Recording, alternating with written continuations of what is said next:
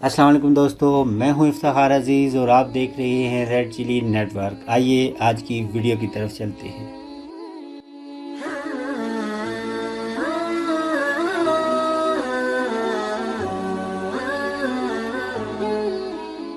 दोस्तों, आज जिस मुद्दे पर हम बात करेंगे वो पाकिस्तान और यूरोप का बिहेवियर है। दोस्तों, पिछले दिनों मैंने टीएलपी के मामले पर एक वीडियो बनाई थी जिसमें मैंने बताया था कि यूरोप कभी भी हमारा दोस्त नहीं हो सकता। और आज कुछ खबरों में आपने देखा होगा, और इंटरनेशनल में भी और पाकिस्तान की न्यूज़ में भी, कि कुछ पाकिस्तान पर पाबंदियां लगाई जा रही हैं। अगरचे ये पाबंदियां लेकिन आहिस्ता आहिस्ता पाकिस्तान को पाबंद किया जाएगा मुख्तलिफ चीज़ों का। जैसे सबसे पहली जो पाबंदी है जिसके बारे में मैं बात कर रहा हूँ, वो जो यूरोपियन मंडी हैं उनसे जो टैक्स की छूट थी पाकिस्तानी प्रोडक्ट्स के लिए, वो ख़त्म की जा रही है। और यूरोपीय यूनियन में जो आज इजलास हुआ है उसमें बहुत से ममालिक ने इसकी तहरीर की है कि पाकिस्तान पर पाबंदी लगनी चाहिए या इन जो छूट दी गई है वो ख़त्म होनी चाहिए। तो दोस्तों, पिछली वीडियो में मैंने बताया था कि यूरोप कभी भी हमारा दोस्त नहीं हो सकता।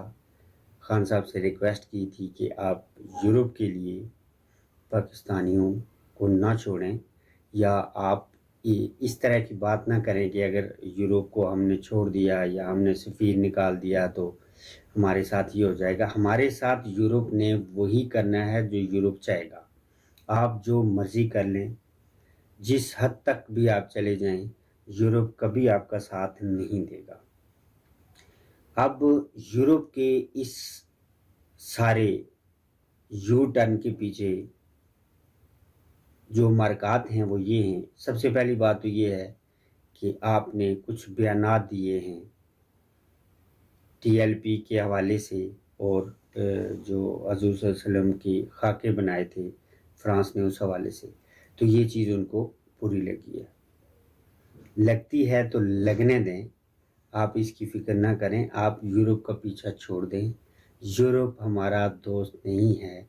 अगर खान साहब आपको और पाकिस्तान के अदारों को ये बात समझ आ जाए, अभी भी टाइम है, समझ आनी भी चाहिए कि यूरोप हमारा दोस्त नहीं हो सकता।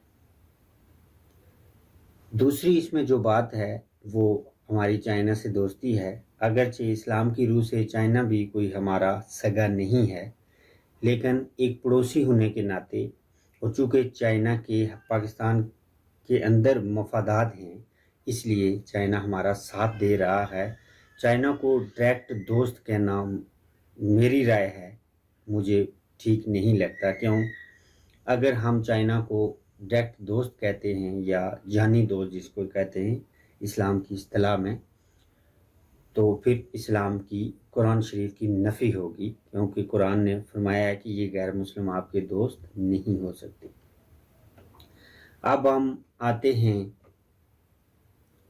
इस मुद्दे पर कि हमें किन किन पाबंदियों का सामना करना पड़ेगा, और पाबंदियाँ लगती हैं तो हमें क्या करना चाहिए।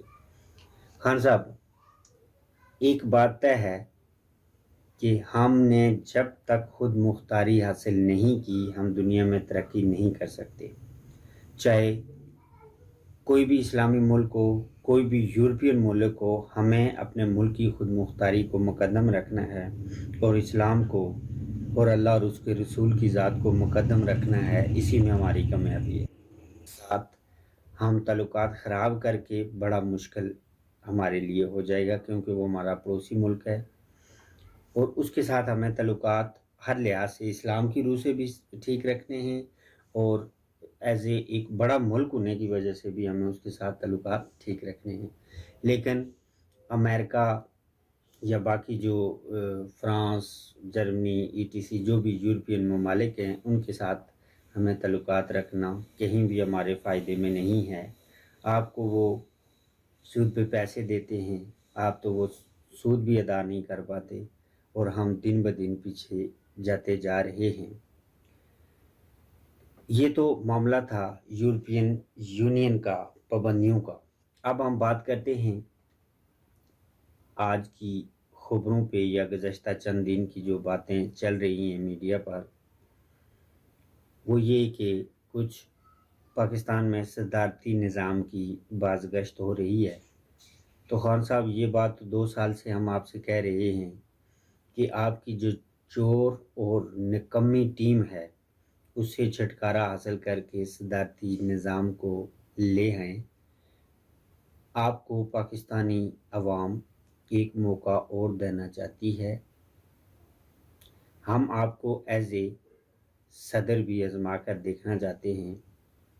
اس میں کوئی شک نہیں ہے کہ آپ فیر ہیں پاکستان کے ساتھ، لیکن آپ کی ٹیم انتہائی نکمی، چور، ڈاکو اور مطلب پرست ہے۔ آپ کو غلط گائیڈ کیا جاتا ہے پاکستان کے عوام کے حوالے سے، پاکستان کے حوالے سے، اور انٹرنیشنل جو معاملات ہیں ان پر۔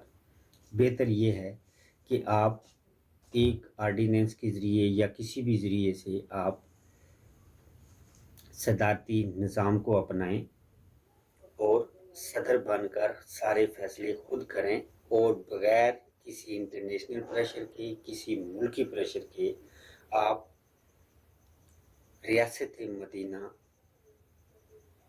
کی طرف قدم بڑھائیں۔ یقین کریں یہ پاکستانی عوام ریاست مدینہ کے لیے اپنا سب کچھ قربان کرنے کے لیے بھی تیار ہو جائے گی۔ آپ ایک بار قدم اٹھا کر دیکھیں، پھر دیکھیں یہ لوگ کیسے آپ کا ساتھ دیتے ہیں۔ خان صاحب، وقت تو آپ نے بہت ضائع کر دیا ہے یہ بات کرتے کرتے۔ آپ کو صدارتی نظام 1-1.5 سال پہلے لگا دینا چاہیے تھا۔ اب جو حالات ہیں مہنگائی کے اور باقی معاملات کے، وہ بہت زیادہ بگڑ گئے ہیں، اور پاکستان کی زیادہ تر جو پاپولیشن ہے اب وہ خواب دیکھنے انہوں نے چھوڑ دیے ہیں جو آپ نے ہمیں دکھائے تھے۔ آپ کی پارٹی کو جو دھچکا لگا ہے وہ 2 وجوہات ہیں اس کی۔ ایک تو مہنگائی، 2 بھی نہیں بلکہ 3 وجوہات ہیں۔ ایک مہنگائی ہے، دوسرا آپ کے وہ وعدے ہیں۔ وعدے، ہم ان وعدوں کی بات نہیں کر رہے جو نوکری اور ہمیں ڈائریکٹ عوام کو جس سے فائدہ ہو۔ ہم پاکستان کے فائدے کی وہ باتیں کر رہے ہیں جو آپ نے کہی تھیں، جیسے اس میں سارے نظام کی تبدیلی، اسلام کو مقدم رکھنا، ریاست مدینہ، اور اس کے بعد جو ان چوروں اور ڈکیتوں کو پکڑنا، اور پاکستان کا جو پیسہ انہوں نے چوری کیا ہے اس کو واپس پاکستان میں لانا شامل تھا۔ اور تیسری جو وجہ ہے وہ ٹی ایل پی ہے۔ جب سے آپ نے ٹی ایل پی کے ساتھ پنگا کیا ہے تو پاکستان کی بہت سی عوام آپ کے خلاف ہو گئی ہے یا آپ کو چھوڑ دیا ہے۔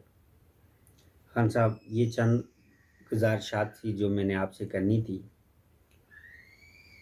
مجھے امید ہے میری یہ آواز آپ تک پہنچے گی، اور یہ میری آواز سے مراد پاکستان کی عوام کی آواز ہے۔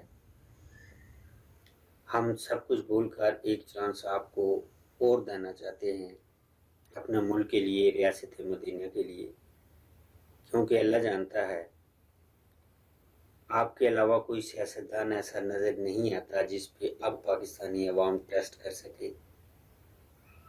خدا را، اگر آپ نے عمران خان کو لوگوں کے دلوں میں زندہ رکھنا ہے تو آپ کو ریاست مدینہ کی طرف قدم اٹھانا ہوگا۔ آپ کے مخالفین بھی آپ کا ساتھ دیں گے۔ چند لیبرلز کو چھوڑ کر پورا پاکستان آپ کا ہم قدم ہوگا۔ آپ بس ریاست مدینہ کی طرف قدم بڑھائیں، صدارتی نظام کو رائج کریں، سارے فیصلے اپنے ہاتھوں پہ رکھیں۔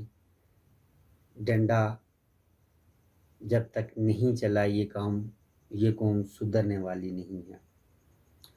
دوسری بات یہ ہے کہ ہماری جوڈیشری جو ہے اس کو بھی بہت کچھ سوچنے کی ضرورت ہے۔ میرے لیے بڑے قابل احترام ہیں ہمارے جج، وکیل اور سارے قانون دان جو بھی ہیں، لیکن ایک سوالیہ نشان ہماری عدل کے نظام پر لگ چکا ہے۔ بہت سے میں نے آرٹیکل اس معاملے میں پڑھے ہیں، غیر ملکیوں کے بھی اور پاکستانی،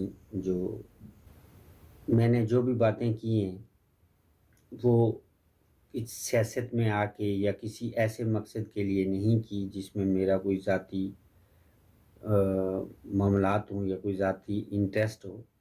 میں نے پاکستان کے لیے باتیں کی ہیں اور انشاءاللہ میں ہمیشہ پاکستان کے لیے اور اسلام کے لیے بات کرتا رہوں گا۔ انشاءاللہ آگے نئے کسی موضوع کے ساتھ آپ کی خدمت میں حاضر ہوں گا۔ اپنا بہت خیال رکھیے گا۔ اللہ حافظ۔